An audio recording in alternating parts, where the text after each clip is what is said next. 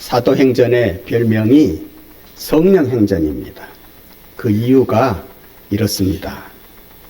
본래 사도라고 하는 이 단어는 굉장히 권위를 가지고 있는 단어입니다. 아무에게나 사도라고 부르지도 않고 붙이지도 않습니다.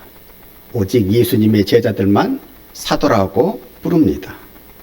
예수님의 제자들의 제자, 아무리 뛰어난 믿음과 신앙의 소유자라고 할지라도 사도라 부르지 않았습니다. 예수님의 12 제자와 구분하기 위해서 그들을 사도적 아버지, 사도 교부라고 불렀습니다. 이렇게 예수님과 예수님의 제자들을 구분해서 예수님의 제자들과 그 제자들의 제자들을 이렇게 구분해서 불렀습니다. 그런데 여기에서 한 가지 의문점이 생깁니다. 예수님의 제자가 과연 제자다웠느냐? 예수님의 제자가 과연 사도다웠느냐 하는 것입니다. 곧 제자다워야 제자요, 사도다워야 사도인 것입니다. 명성은, 권위는 아주 높게 이렇게 책정되어 있는데 그에 따른 내실, 실력, 수준을 보여주지 못하면 부르는 사람도, 부름을 받는 사람도 부끄러워할 수밖에 없고 주저할 수밖에 없습니다. 여러분이 잘 알고 있는 우리 예수님의 12 제자도 제자답지 못했고 사도답지 못했습니다. 예수님을 따라다닌 공생의 3년 동안 예수님을 따라다녔던 그 모습을 보았을 때에도 그랬고, 심지어 예수님께서 십자가에 못 박히시고 거기서 죽으시고 3일 만에 부활하신 후에 그 부활의 목격자가 된 후에 그들의 모습도 제자답지 못했고 사도답지 못했습니다. 베드로는 예수님을 만나기 전 자신의 직업인 물고기를 낚는 어부의 삶으로 돌아가 버렸고, 나머지의 제자들도 자신이 할 일이 무엇인지를 몰라서 그저 하루하루를 별뜻 없이 소일하는 삶으로 살고 있었을 뿐이었습니다. 결과론적으로 우리가 알고 있는 제자들의 모습이 사도답지 못했고 제자답지 못했다는 사실입니다. 이런 12 제자가 언제 제자다운 모습을 갖추게 되고 사도다운 모습을 선보이게 되느냐? 바로 오순절 마가의 다락방에서 성령을 받고 난 이후부터입니다. 성령을 받고 나서야 명실공히 우리가 알고 있는 그 이름에 걸맞는 사도의 모습, 예수님의 제자의 모습을 갖추게 된다는 사실입니다. 이런 뜻에서 사도행전은 사도죠. 그리고 단일행입니다. 전할. 사도들의 행적을 전하는 것이기에 사도행전이라고 이렇게 이름을 붙였습니다마는, 이들의 이 무익한 종이었던 이들이 주님 앞에서 유익한 종으로 변해져 가는 모든 행적을 전하는 것이기에, 성령께서 그 모든 것을 주관해 가시기에, 주도해 가시기에 사도행전을 다른 말로, 더 깊이 있는 말로, 더 신앙적인 말로, 더 은혜적인 말로 사도행전을 성령행전입니다, 이렇게 부르기도 한다는 사실입니다. 오늘 본문 말씀에 보면 예수님께서는 제자들을 보고 이렇게 말씀하셨어요. 내 증인이 되라, 이렇게 말씀하지 아니하시고 내 증인이 되리라. 다시 말하면 현재형으로 말씀하시지 아니하시고 미래형으로 말씀하셨습니다. 예수님께서 이렇게 미래형으로 말씀하시는 것은 바로 오시는 성령께서 너희를 증인으로, 그런 인물로 만들어 주실 것이라고 하는 것을 넌지시 알려주시기 위함입니다. 인물됨의 주도권이 제자 자신에게 있는 것이 아니라 성령의 능력에 있는 것임을 예수님께서는 바로 이 말씀을 통하여서 천명하셨어요. 그러므로 예나 지금이나 그리스도인 된 우리에게 필요한 것은 성령을 받는 것입니다. 성령을 받을 때 우리가 달라지고, 성령을 받을 때 우리에게 변화가 일어납니다. 첫째로 깨닫는 변화가 일어납니다. 부활을 체험한 예수님의 제자들도 자신들의 할 일이 무엇인지 모르고 갈팡질팡했습니다. 그러나 성령을 받고 난 후에야 자신들이 할 일이 무엇인지를 분명히 깨닫게 됐고, 그 역사로 말미암아서 교회가 세워지는 이러한 결과가 우리의 역사 속에 나타나게 되는 것입니다. 이렇게 성령께서는 내가 누구인지를 깨닫게 하십니다. 그리고 이 세상에 살아가는 내가 무엇을 해야 되는지도 깨닫게 하십니다. 인간의 이성, 인간의 생각으로는 알 수 없는 신비한 세계의 일들을 성령께서는 우리로 하여금 깨닫게 하신다는 사실이에요. 우리가 사도행전 8장에 보면은요, 저 아프리카의 이디오피아라고 하는 나라가 있잖아요. 그 이디오피아의 여왕, 예수님 시대에 간다게, 이디오피아의 여왕 간다게의 고관인 내시가 예루살렘을 방문을 합니다. 예루살렘을 방문했다가 가는 길에 한 글을 열심히 읽고 있습니다. 그 글이 무엇이냐면은 바로 이사야 선지자의 예언의 글입니다. 이사야 53장 7절에서 8절의 부분을 열심히 읽는데 그 내용이 이렇습니다. 그가 도살자에게 가는 양과 같이 끌려갔고 털 깎는 자 앞에서 있는 어린 양이 조용함과 같이 그의 입을 열지 아니하였도다.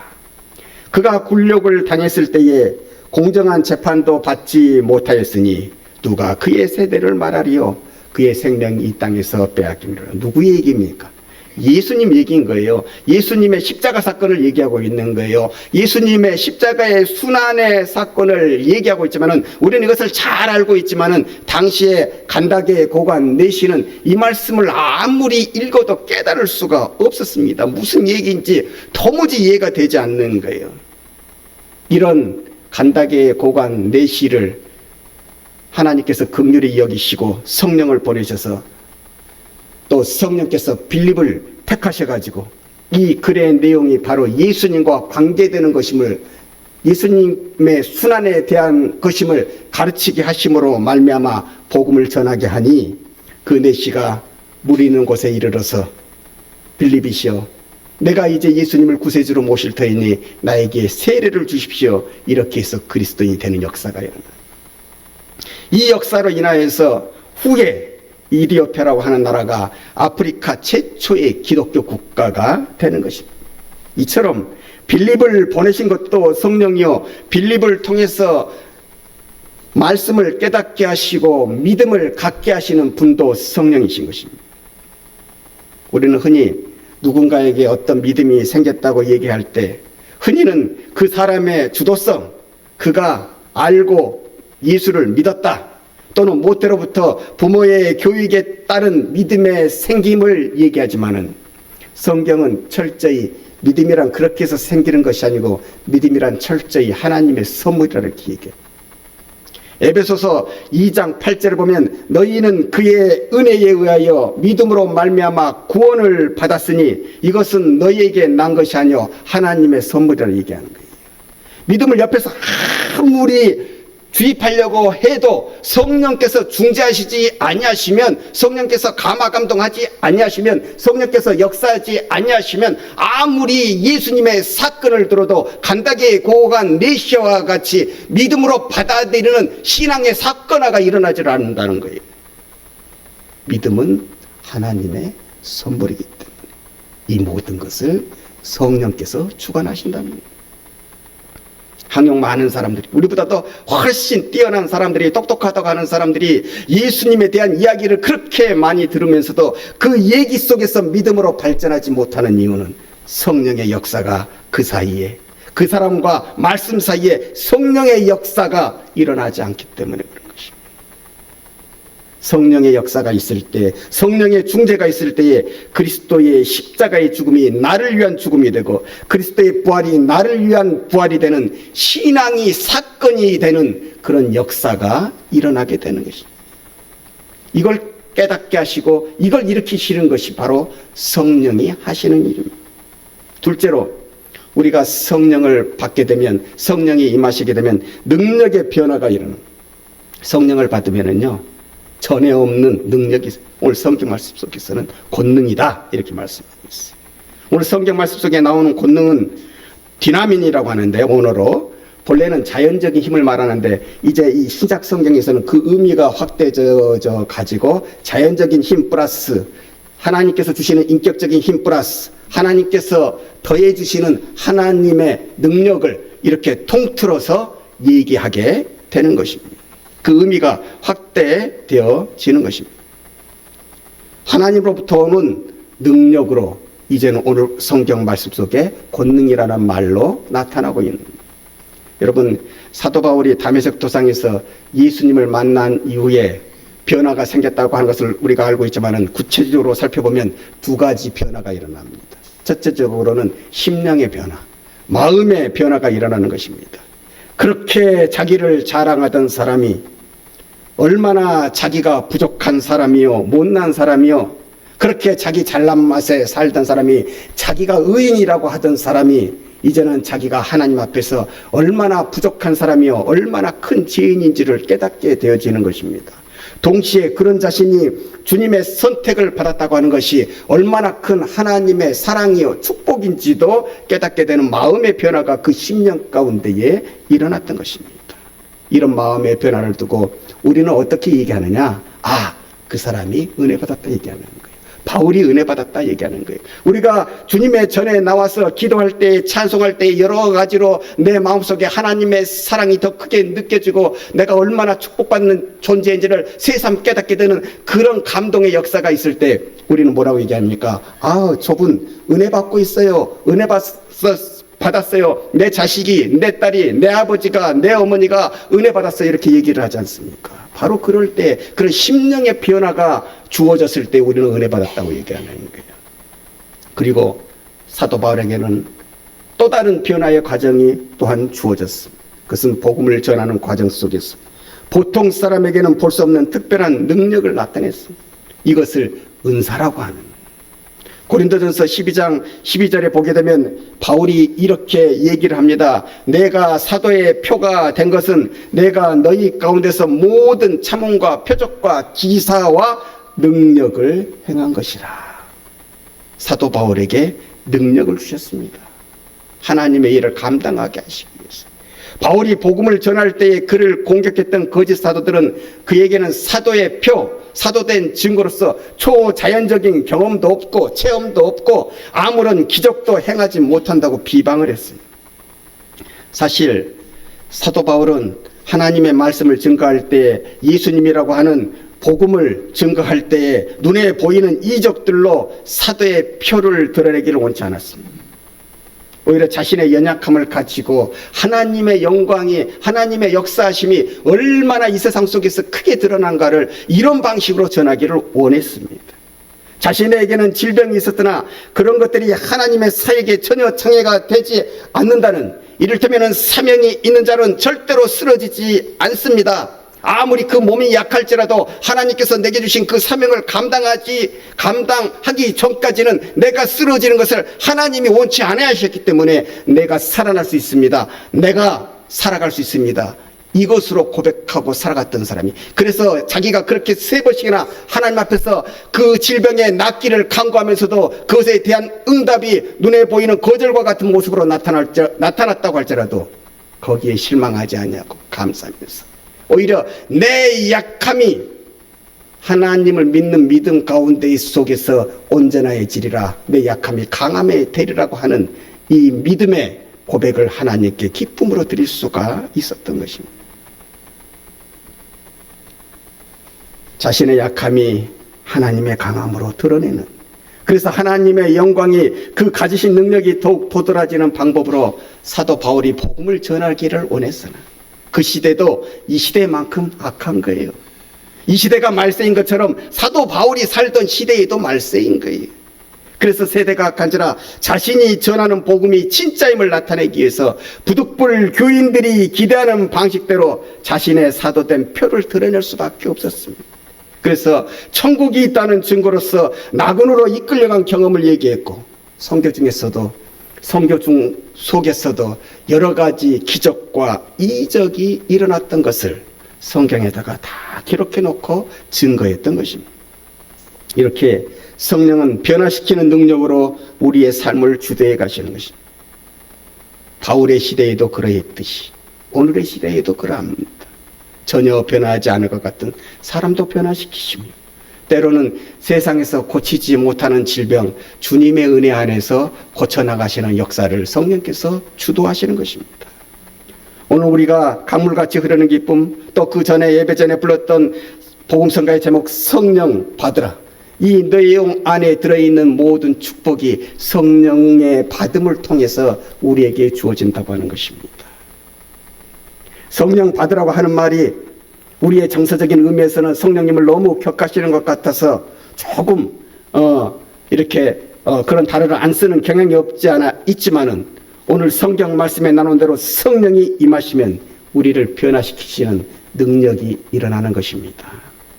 그래서 우리가 부른 찬송가 가사대로, 복음성가의 가사대로 우리가 축복받고 평안해지며 언제 어디서든지 새 생명의 축복으로 하나님께 감사하는 자가 될 수가 있는 것입니다. 그러나 알아야 될 것이 있습니다. 이러한 모든 축복을 성령께서는 각기 그 사람에게 맞춰주시는 것이기에, 그 사람의 형편과 처지에 따라서 맞춰서 주시는 것이기 때문에 그런 역사가 일어난다고 해서, 나에게 눈에 띄게 보이는 그런 역사가 일어난다고 해서 다른 사람 앞에 자랑할 것도 아니에요. 또 그런 역사가 안 일어난 것처럼 보인다고 해서 그런 사람들을 아이고 성령도 못 받았어, 이런 식으로 비하해서도 안 된다고 하는 것입니다. 다만 성령은 변화의 영으로서 지성과 감정과 의지를 뜨겁게 역사하시고 조용하게 역사하시는 방식으로 우리에게 찾아오시는 것이기에, 이것을 잊지 않고 살아가는 것이 지혜롭고 성숙한 성도요, 교파를 떠나 믿는 모습을 떠나 언제 어디서든지 성령을 받고자 하는, 성령을 사모하고자 마음으로 살아가야 되는 것이 그리스도인의 올바른 자세인 것입니다. 실제로 성령을 받으면 헌신의 역사가 일어납니다. 오늘 성경 말씀에 오직 성령이 너희에게 임하시면 너희가 권능을 받고 예루살렘과 온 유대와 사마리아와 땅끝까지 이르러 내 증인이 되리라 말씀하셨어요. 성령을 받으면 헌신하는 역사가 일어납니다. 성령을 받으면 일단 뭐가 달라지냐면은 세상을 보는 눈이 달라져요. 인생관이 달라지고 세계관이 달라집니다. 성령을 받지 못할 때에는 세상을 살아도 항상 자기 중심적이 되고 자기의 영광을 구하고 자기의 유익이 되는 것만 보이기 때문에 그것만 쫓아서 살지만은, 성령을 받으면 그 눈이 달라져서 하나님이 보시는 넓은 세상, 수많은 사람들의 유익, 하나님의 영광으로 가득 찬 미래를 볼 수 있기에 자기를 넘어서서 하나님의 뜻을 위하여 헌신하는 사람으로 변화되는, 그래서 헌신의 역사가 일어나는 거예요. 그래서 성령 받으면 열심히 하지 말라 해도 열심히 하는 거예요. 왜요? 거기에 기쁨이 있고 거기에 행복이 있는 것을 그가 느끼기 때문에 그래요. 인도에 선교사로 간 사람 중에 가장 유명한 선교사가 있어요. 영국의 윌리엄 캐리라고 하는 사람. 그의 전직이 구두수성공이었어요. 그는 구두수성공이었기 때문에 공부를 많이 한 사람도 아니고 뛰어난 재능을 가진 사람도, 경험이 풍부한 사람도 아니었지만은 성령으로 충만해서 하나님이 보시는 것을 볼 수가 있었습니다. 하나님이 하시라고 하시는 것을 할 수 있는 그런 눈이 있었습니다. 그래서 자신의 구두방에 세계 지도를 펼쳐놓고 외국어 공부를 하면서 선교사를 꿈꾸는데, 그 구두방에 찾아오는 사람들이 이게 뭐요? 이게 세계, 여기다 왜 걸어놨어? 내가 꿈이 있는데, 비전이 있는데 내가 세계로 나아가서 내가 언젠가는 복음을 전하는 사람이 되고 싶습니다. 이렇게 얘기를 했을 때 그 구두방을 찾아오는 사람들이 하나같이 다 웃어서 저 사람 비현실적인 사람이구만, 망상가구만, 다 그렇게 생각을 했어요. 이분이 드디어 때가 되어서 신학을 공부해서 목사가 되었어요. 목사가 된 후에도 오늘날과 같은 이렇게 노예와 같은 교회들의 모임이 있잖아요. 거기 많은 목사님들이 계시지 않습니까? 거기에서 이렇게 얘기했습니다. 오늘날에도 주님을 모르는 사람들이 이 세상에 많이 있는데 그들에게 찾아가서 복음을 전하는 것이 하나님이 주신 위대한 분부가 아닐까요? 우리 선교사에게 열중을 다합시다. 우리 선교사가 됩시다. 이렇게 제안했을 때 많은 분들이 그를 비현실적인 사람이라고 이렇게 무시를 했습니다. 그러나 윌리엄 캐리는 거기에서 굴하지 않고 하나님이 주신 비전대로 열심히 어학 공부에 매진하기 시작합니다. 하나님께서 그에게 어학에 특별한 또한 달란트를 주셨어요.